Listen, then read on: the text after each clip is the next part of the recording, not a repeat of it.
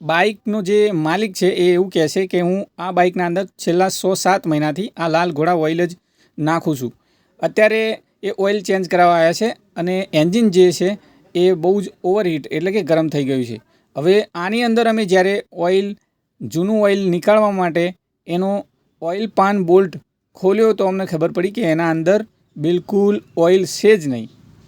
તો મિત્રો, જ્યારે પણ તમે લૂઝ ઓઇલ કે જૂનું ઓઇલ એના અંદર નાખો છો ત્યારે એન્જિનના અંદર જે ડેમેજ થાય છે એ જ્યારે એન્જિન ખોલાવશે રિપેરિંગ માટે ત્યારે જે પૂરેપૂરા પૈસા જે સારા ઓઇલના એટલે કે આની અંદર જે ખરેખર એન્જિન ઓઇલ નાખવું જોઈએ એના જે એમ સમજશે કે બચી જશે એવું નથી.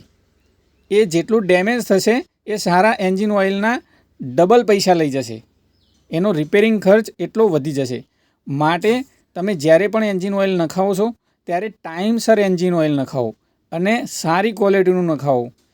જ્યારે તમે આવું લૂઝ ક્વોલિટીનું ઓઇલ નખાવશો ત્યારે એની ક્લચ પ્લેટ અંદરના જે પાર્ટ્સ છે એ વધુ ઘસાઈ જશે અને ખરાબ થઈ જશે અને બદલવાનો ટાઈમ આવશે ત્યારે આખા એન્જિનનો ખર્ચ એટલો થશે તમને એવું લાગશે કે હવે ગાડી ભંગારમાં આપી દઈએ.